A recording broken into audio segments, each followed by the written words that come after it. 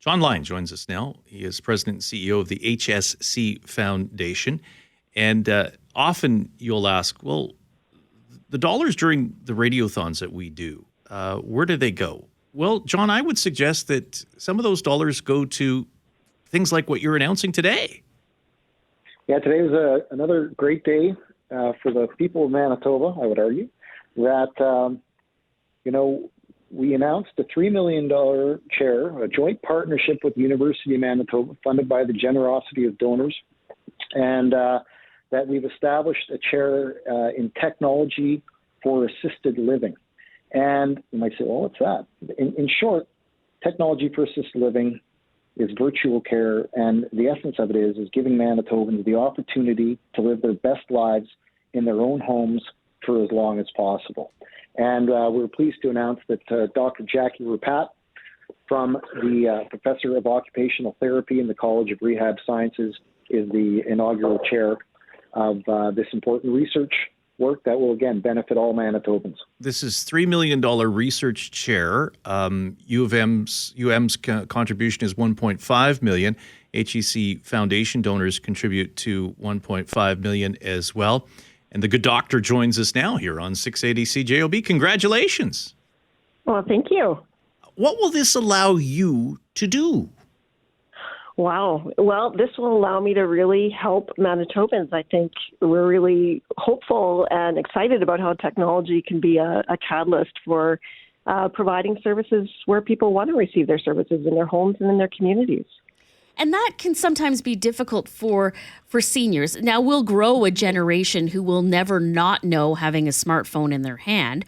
But the elderly right now never had, some of them never had running water or electricity, and now are trying to, live a life where they've gone through a pandemic and perhaps couldn't see a doctor or those kinds of things. And I would imagine that the advent, for example, of pushing a button to let emergency services know that you've fallen was sort of the beginning of the technology. But there's, I'm sure, a heck of a lot more on the horizon as we speak to our technology analysts who go to these big conferences in Las Vegas, for example.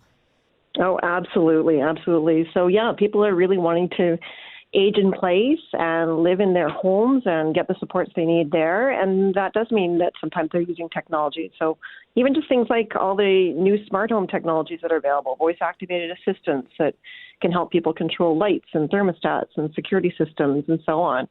The safety and monitoring devices that are available now, wearable devices, fall detection sensors, all kinds of things that can alert services if people need some help. But also just make them feel more comfortable, more in control of their own lives and improve their own quality of life.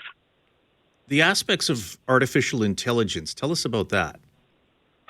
Well, it's certainly a place to watch, I think, in terms of how we're going to be able to use artificial intelligence and how people are going to be able to use AI to really improve decision-making, improve access to different aspects of their lives. So it's really up and coming, and I think it's just at the beginning. Certainly it's built into the smart speakers and how people are controlling things within their environments. But I think we're going to see a lot more of it. And it's exciting to kind of see where this is all going to go. And John, we have to realize that by 2026, more than 1 in 5 of us will be over the age of 65. And this is a dynamic shift that we are seeing in the population that I'm not sure all governments are ready for. We know that it's coming in the horizon here, but there is this national shift that has to take place.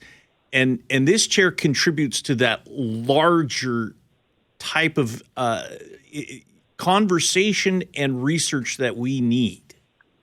There's no question about it. This is the way healthcare is going. It is not a replacement for conventional care, that being virtual care, but it's a powerful enhancement.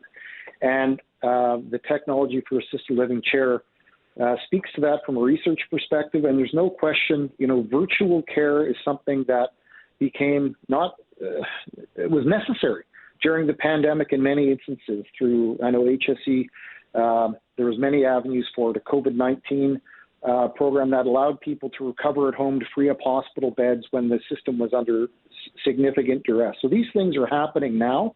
And again, our foundation, through the generosity of our donors, are pleased to partner with U of M to accelerate discussion and advances in research on this, because it's an inevitable outcome for the delivery of healthcare. And we're going to be part of that and on the forefront of that. And John, if you can keep them out of hospital beds and at home, everyone's happier. And all of this is also thanks in part to Canada Life. Exactly. Canada Life are one of the lead sponsors for it's now the Canada Life Smart Suite that Dr. Ripat and her colleagues toured us through today. In addition, our board chair, Tina Jones, HSEF board member Ray Bouchard and his family, and the Enns brothers family, Vic and Dave, were supporters of it, along with many others. So again, it takes community to support these things, to get behind them, and we're very grateful that Manitobans are as generous as they are. John, appreciate the time. Dr. Ripat, thank you so very much for joining us, and we look forward to further conversations on this. Thank you. Dr. Jacquie Ripat is Associate Professor of Occupational Therapy and has taken over the new position as Endowed Chair in Leadership in Technology for Assisted Living. John Lyon, President and CEO of the HSC Foundation, joining us live to 444 on 680 CJOB. It's 1986, and Michael Morrison needs to get out of Newark. He's offered a lifeline, a new job, a chance to leave and secure his future. But it's not just any job. Mike is a cop.